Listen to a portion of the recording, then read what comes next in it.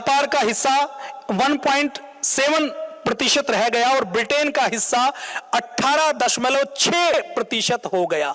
तो ब्रिटेन में जितना विकास हुआ वो अंग्रेजों की लूट से, भारत को लूटा तो उस भारत की लूट से उसका विकास हुआ है।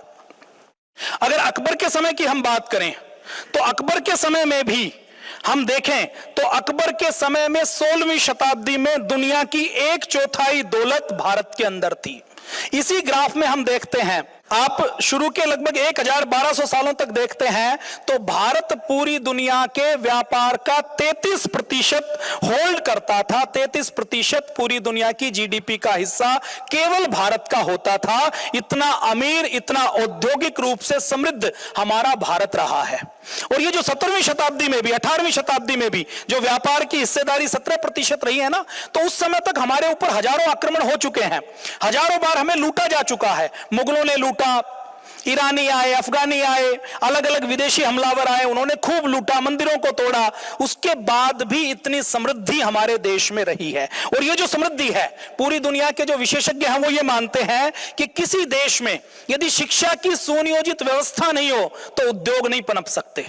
किसी देश में यदि राजनीति बहुत शुचितापूर्ण नहीं रही हो, राजतंत्र और व्यवस्थाएं बहुत अच्छी नहीं रही हो, तो इतना उद्योग धंधा बढ़ नहीं सकता, समाज इतना उन्नत नहीं हो सकता। किसी देश की न्याय व्यवस्था यदि बहुत अच्छी नहीं रही हो तो उस देश में इतना उद्योग धंधा बढ़ नहीं सकता। किसी देश में यदि कृषि की व्यवस्था बहुत अच्छी नहीं रही हो तो उस देश में इतना उद्योग धंधा पनप नहीं सकता। और किसी देश में तंत्र, सारे तंत्र बहुत सुनियोजित, सुगठित और विश्व में सर्वोत्तम नहीं रहे हों तो कोई भी, किसी भी देश की अर्थव्यवस्था पूरी दुनिया की सबसे अच्छी अर्थव्यवस्था नहीं हो सकती। ये सारी चीजें आपस में एक दूसरे के इंटीग्रेटेड हैं।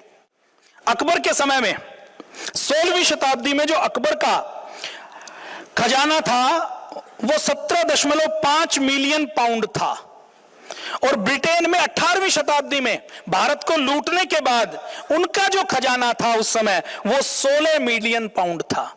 मतलब भारत जितना 16वीं शताब्दी में था, ब्रिटेन कई कई देशों की लूट करने के बाद भी वहां तक नहीं पहुंच पाया 18वीं शताब्दी तक। 18वीं शताब्दी के बाद और लूट हुई। आपको मैंने बताया 1765 से लेकर 1938 तक ये सारी लूट हुई है। लूट तो 1947 तक हुई है, लेकिन ये जो आंकड़ा है ये 1938 तक का है। अब भारत के अंदर इतना धन संपत्ति कभी थी, इसके ऊपर हमें यकीन नहीं होती। हमें कई बार खुद के ऊपर विश्वास नहीं होता। शायद कोई मुझे भी कहता ना ये आंकड़ा कि 3250 लाख करोड़ रुपए की लूट अंग्रेज 200 सालों में, लगभग 173 सालों में करके ले गए, तो मैं भी यकीन नहीं करता। और जब ये मेरे सामने ये तथ्य आया तो मैंने देखने की कोशिश की कि कहीं इसमें कोई जीरो लगाने की गड़बड़ तो नहीं है। हो सकता है 320 लाख करोड़ रुपए की लूट हो, उसको हम 3250 लाख करोड़ रुपए कैलकुलेट कर रहे हो। तो उसको जब देखा तो ये पाया, आज भी देखिए पूरी दुनिया में सबसे बड़ा खजाना यदि किसी को माना जाता है तो सोने को माना जाता है। सोना, चांदी, हीरे जवाहरात ये परमानेंट एसेट हैं। प्रॉपर्टी की वैल्यू कम ज्यादा हो सकती है। ये ग्लोबल करेंसी है।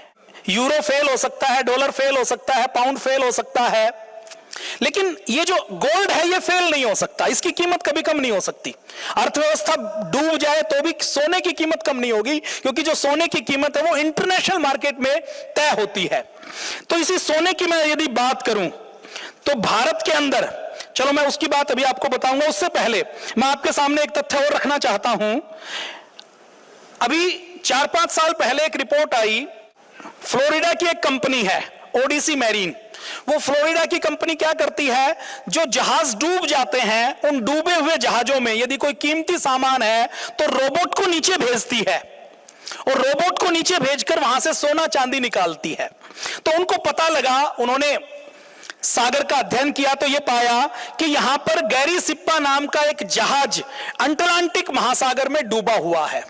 फिर उन्होंने पता किया तो यह पता लगा कि भारत से एक चांदी से भरा हुआ जहाज आयरलैंड भेजा जा रहा था। 1941 में भेजा जा रहा था। विश्व युद्ध शुरू हो गया था। विश्व युद्ध में अंग्रेजों को धन की आवश्यकता थी तो भारत से धन लूटकर वो रूटीन में भी भेजते थे। उस समय उनको ज्यादा आवश्यकता थी तो उन्होंने चांदी का भरा हुआ एक जहाज अपने देश के लिए युद्ध में भाग लेने के लिए उसमें चांदी भर के भेजी। अब जर्मनी जो उस समय ब्रिटेन के अगेंस्ट में लड़ रहा था सेकेंड वर्ल्ड वॉर में हिटलर के नेतृत्व में, उसके जासूसों को इसका पता लगा कि ऐसे ऐसे एक चांदी का भरा हुआ जहाज हमारा दुश्मन भारत से आयरलैंड में भेज रहा है। तो उन्होंने योजना बनाई कि इस जहाज को हम डुबो देते हैं तो युद्ध में हमारी पोजीशन मजबूत हो जाएगी। तो उन्होंने तारपीड़ो चलाया और तारपीड़ो चलाकर उस जहाज को अटलांटिक महासागर के समुद्र में डुबो दिया। अब क्योंकि 50-60 सालों तक ऐसी कोई टेक्नोलॉजी थी नहीं कि समुद्र के गहरे पानी में जाकर वहां से सोना चांदी कुछ निकाला जा सके, तो ओडिसी मैरीन ने कुछ अपना रोबोटिक्स कुछ ऐसा सिस्टम बनाया कि वो डूबे हुए जहाजों का सोना चांदी कीमती सामान निकालते हैं। तो इस ओडिसी मैरीन ने उस जहाज के अंदर से चांदी निकाली। तो उस जहाज के अंदर से जो 1941 में इस सारी लूट होने के बाद अपने देश से भेजा गया था, अब लूटा कितना ये रिकॉर्ड तो अंग्रेजों के पास है, लेकिन उस जहाज के अंदर 219 टन चांदी, 219 टन का मतलब है 2,19,000 किलो चांदी उसके अंदर से निकली। इस 2,19,000 किलो चांदी की वैल्यू यदि आज हम कैलकुलेट करते हैं तो लगभग 1400 करोड़ रुपए होती है। तो 1400 करोड़ 2,19,000 किलो चांदी एक जहाज में 1941 में भेजी हुई थी। इसको यदि इस न्यूज के बिना, निकालने के बिना मैं आपके सामने कहता तो शायद आप यकीन नहीं करते कि भारत में सोने चांदी ऐसे ट्रकों में, जहाजों में भेजे जाते होंगे। आपको और मुझे शायद यकीन नहीं होता। लेकिन ये जो जहाज है ये कितना बड़ा था, जो ट्रक अपना आज का जो बड़ा ट्रक होता है ना, उसमें 30-40 टन माल आता है। तो ऐसे लगभग 8 से 10 ट्रक के बराबर सामान जिसमें आ सके, वैसा ये एक जहाज था और इसको रिकवर किया गया। ये न्यूज आप किसी भी मीडिया हाउस से वेरीफाई कर सकते हैं। आपको मैं और कुछ प्रमाण देता हूं। अपने यहां आपने एक मंदिर का नाम सुना होगा, पद्मनाभन मंदिर, सुना है आप लोगों ने नाम? उस पद्मनाभन मंदिर के अंदर आज भी लगभग 3 लाख करोड़ रुपए का सोना चांदी हीरे जवाहरात हैं। और ये कोई हवाई आंकड़ा नहीं है। इस पद्मनाभन मंदिर के जो 7 तहखाने हैं उनमें से 6 तहखानों की गिनती सुप्रीम कोर्ट की और सीएजी की अध्यक्षता में बनाई गई कमेटी ने एक एक आर्टिकल की जांच करके उसकी लिस्ट बनाई है। उतना सोना चांदी हीरे जवाहरात तो आज की वैल्यू में वहां पर है। और जब कोई एंटीक चीज होती है उस मंदिर में, जो हजारों साल पुराना सोने चांदी के सिक्के और मूर्तियां हैं, जब इंटरनेशनल मार्केट में हम जाते हैं तो जैसे कोई 10 ग्राम सोने का सिक्का यदि आज का सोने का है तो उसकी कीमत 50,000 रुपए है। लेकिन यदि वो 2000 साल पुराना हो तो उसकी कीमत 10 गुना से लेकर 100 गुना से लेकर 1000 गुना कुछ भी हो सकती है। तो आज भी हमारे एक मंदिर में 3 लाख करोड़ रुपए की संपत्ति है। तो भारत इतना अमीर रहा है और ये एक मंदिर में हो सकती है क्योंकि वो साउथ का मंदिर है। वो किसी तरह से अंग्रेजों से, मुगलों से बचा रह गया। अपने भारत में, पंजाब में, उत्तराखंड में, जम्मू कश्मीर में, हिमाचल प्रदेश में, उत्तर प्रदेश में, राजस्थान में, मध्य प्रदेश में, बिहार में, बंगाल में लगातार विदेशी आक्रमण होते रहे और हमारी जो धन संपत्ति थी उस सारी धन संपत्ति को लूट लिया गया। और आपके सामने मैं प्रमाण देता हूं, इस एक पद्मनाभन मंदिर के खजाने से कई राज्यों का बजट बन सकता है। तो इतना पैसा हमारे पास थे।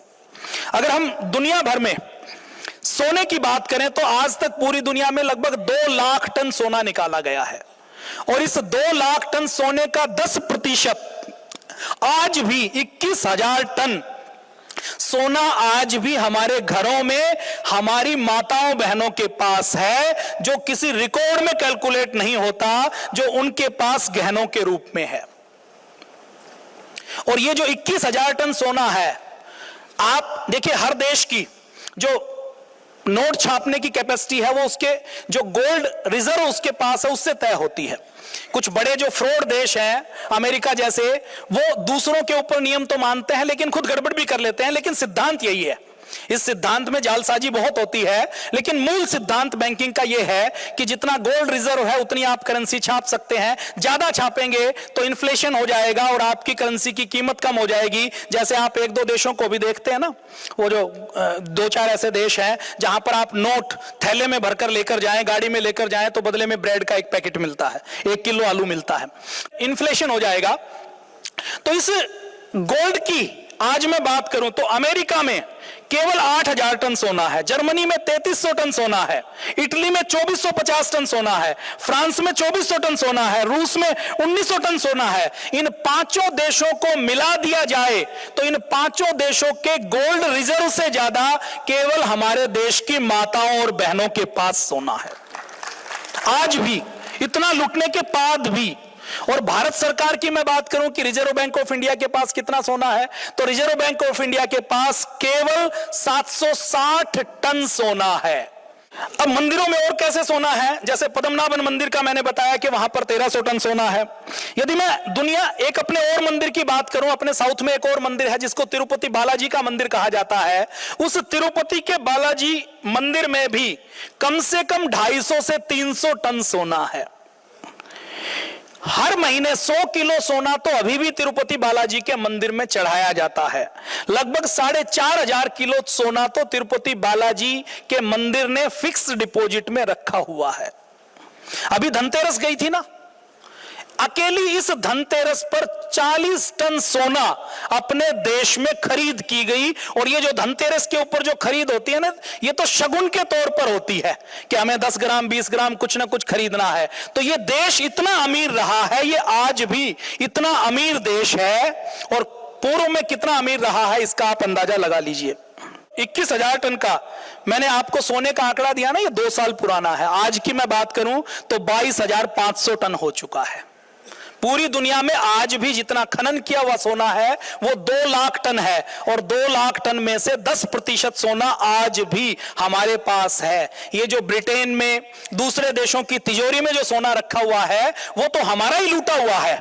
सोने के बारे में क्या कहते थे पुराने जमाने में, अपने भारत को जो सोने की चिड़िया कहा जाता था, वो इसलिए कहा जाता था कि पूरी दुनिया से जितना भी सोना चांदी हीरे जवाहरात मोती होते थे, देखिए भारत के अंदर गोल्ड निकाला नहीं जाता बहुत अधिक, साउथ अफ्रीका में निकाला जाता है, चीन में निकाला जाता है, यूएसए में निकाला जाता है। आज भी भारत का जो गोल्ड का प्रोडक्शन है ना, वो कहीं नहीं है, उसकी डिमांड का 10% भी पूरा नहीं करता।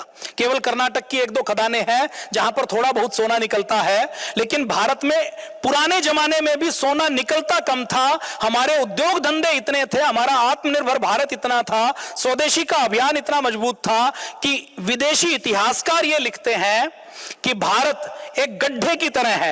एक वर्नियर नाम का इतिहासकार था ना, जिसका नाम आपने सुना होगा, जो इंजीनियरिंग जानते हैं उन्होंने वर्नियर कैलिपर का भी नाम सुना होगा, जो औरंगजेब के भाई दारा शिकोह के समय उसका चिकित्सक के रूप में सेवा का काम देखता था।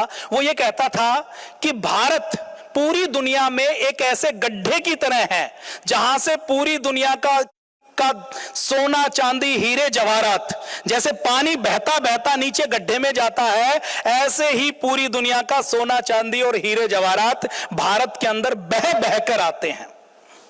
जैसे नदी बहती हुई सागर में मिलती है ना, ऐसे ही पूरे देश, पूरी दुनिया के देशों की धन संपत्ति भारत की ओर इसी प्रकार से आती थी।